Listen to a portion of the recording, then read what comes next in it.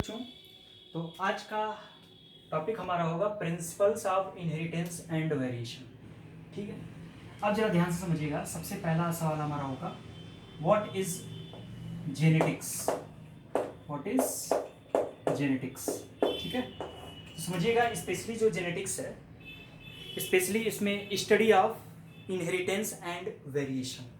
ठीक है ना, study of inheritance and variation, यानी जब हम इनहेरिटेंस और वेरिएशन की एक साथ स्टडी करें तो इसको हम लोग जेनेटिक्स बोलते हैं। अभी सवाल हुआ इनहेरिटेंस क्या है, तो स्पेशली इनहेरिटेंस का मतलब होता है the character which transfer from एक one generation to next generation, यानी ऐसा कैरेक्टर जो एक जनरेशन से अगली जनरेशन ट्रांसफर होता है, इसको हम इनहेरिटेंस कहते हैं।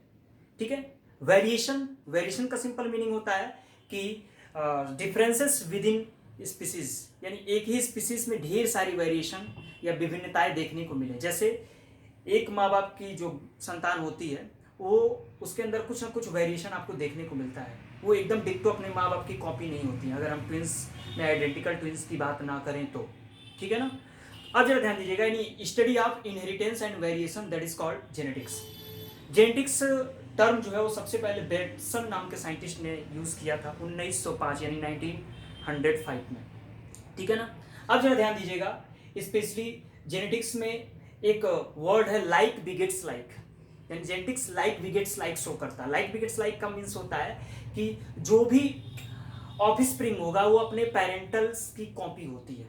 ठीक है ना, जैसे मान लो किसी गांव में कोई बच्चा पैदा हुआ, ठीक है ना, तो स्पेशली वो बच्चा जो होगा अपने माँ बाप की ही तरह होगा। जैसे मान लो कोई काऊ है, जब भी रिप्रोड्यूस करती है तो जो उसका बछड़ा होता है, काफ होता है, वो हाथी या कुत्ते की तरह नहीं होता, वो गाय या उसके हस्बैंड की तरह होता है। ठीक है ना, या मान लो किसी टाइग्रेस ने जो है, फीमेल टाइगर ने जो है बेबी रिप्रोड्यूस किया, तो वो टाइगर उसके माँ या बाप से मिलेगा।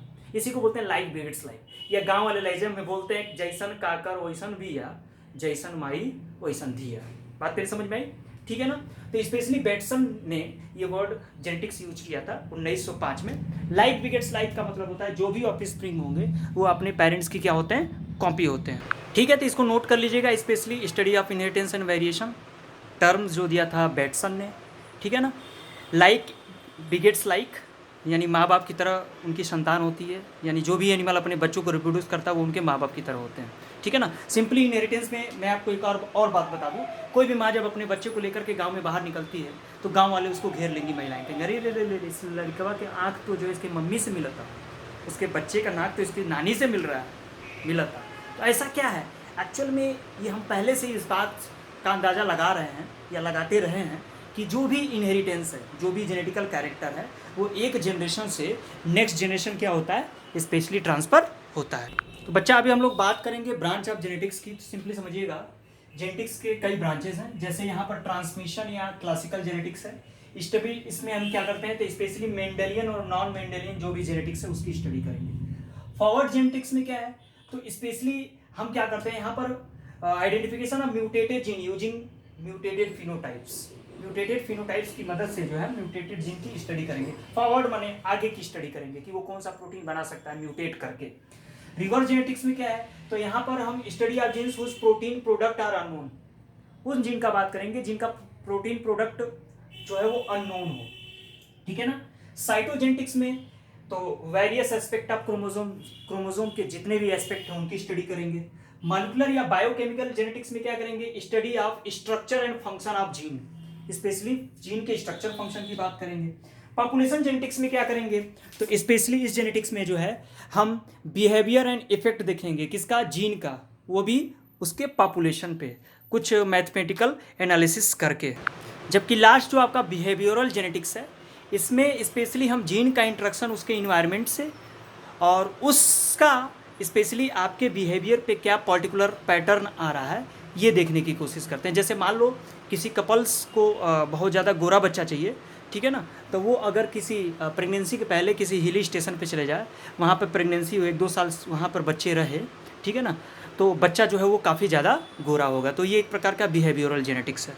अब हम कुछ जेनेटिकल टर्म्स की बात करेंगे। जैसे सबसे पहला है आपका कैरेक्टर। कैरेक्टर का सिंपल मतलब होता है feature of the individual.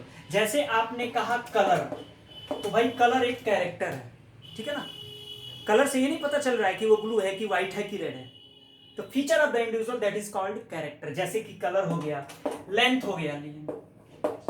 Length एक कैरेक्टर है, इसमें ये नहीं पता चल रहा है कोई लंबा है या बौना है, तो ये एक कैरेक्टर है। ट्रेड्स का सिंपल मतलब क्या होता है, ठीक है, तो contrasting form of character is called traits. जैसे कलर के दो कंट्रास्टिंग फॉर्म है आपके इसमें पी में, एक होगा आपका वॉयलेट तो दूसरा होगा आपका व्हाइट। लेंथ में देखोगे तो एक होगा आपका टॉल, दूसरा होगा आपका ड्वार्फ, ठीक है। तो भाई कलर और लेंथ तो हो गया character, feature of the individual. लेकिन ट्रेड्स क्या है, वायलेट व्हाइट ये ट्रेड्स हैं, टॉल ड्वार्फ एक ट्रेड्स है। यूनिट फैक्टर क्या है, तो एक्चुअल में मेंडल ने जीन को यूनिट फैक्टर या फैक्टर नाम यूज किया था। जीन क्या होता है, तो जीन का मतलब होता है स्मॉल सेगमेंट ऑफ डीएनए या structural and functional unit of DNA, ठीक है ना, या ये भी कह सकते हो unit of inheritance that is called jeans. Alleles को हम एलिलोमार्फ भी बोलते हैं। एलील का मतलब क्या है, contrasting form of gene is called alleles, यानी कि स्पेशली जीन अकेला नहीं होता, इसमें दो एलील्स पाए जाते हैं, ठीक है ना। जैसे हमने लिख दिया कैपिटल टी, ठीक है, तो कंप्लीट को हम जीन बोल रहे हैं, लेकिन सिंगल को हम एलील के नाम से जान रहे हैं। जैसे हमने एलील का दूसरा एग्जांपल, मान लो हमने लिख दिया कैपिटल टी स्मॉल टी, ठीक है ना, तो ये दोनों एक साथ तो जीन कहे जा रहे हैं, लेकिन कैपिटल टी एक अकेला एलील है, दूसरा स्मॉल टी एक अकेला एलील है। कैपिटल टी टॉल को रिप्रेजेंट करेगा तो स्मॉल टी ड्वार्फ को रिप्रेजेंट करेगा। अच्छा, फिनोटाइप की बात करते हैं, तो फिजिकल अपीयरेंस को बोलते हैं हम फिनोटाइप। जैसे मैं आपको लंबा दिख रहा हूं तो ये मेरा फिनोटाइप है। पता नहीं मैं मेरे अंदर जो जेनेटिक लेवल है, मेरा जो डीएनए जीन या एलील हो, वो हो सकता है कि लंबा ना होकर के बौना हो, समझो, लेकिन मैं देखने में तो लंबा आपको दिख रहा हूं ना, तो इसका मतलब क्या है, ये एक प्रकार का फिजिकल अपीयरेंस है। और जीनोटाइप का मतलब होता है जेनेटिकल अपीयरेंस या जेनेटिकल मेकअप या जेनेटिकल कॉन्स्टिट्यूशन, यानी जब हम जीन लेवल पर जाकर पता करें कि आप का जेनेटिक मेकअप कैसा है, तो ये आपका क्या कहलाता है, स्पेशली जीनोटाइप कहलाता है। जैसे मैंने यहाँ पर आपका पूरा डेफिनेशन लिख दिया, character, traits, unit factor, allele या एलिलोमार्फ, फिनोटाइप, जीनोटाइप। फिनोटाइप में जरा देखिएगा, फिनोटाइप जैसे टॉल और ड्वार्फ लिख रहे हैं तो ये आपका फिनोटाइप है, बाहर से दिख रहा है। लेकिन अगर हम जीन लेवल पे चले जाएं तो कैपिटल टी टॉल के लिए और स्मॉल टी किसके लिए होगा, ड्वार्फ के लिए होगा। तो ये इसका क्या हो जाएगा, जीनोटाइप। कुछ टर्म हम और भी जान लेते हैं।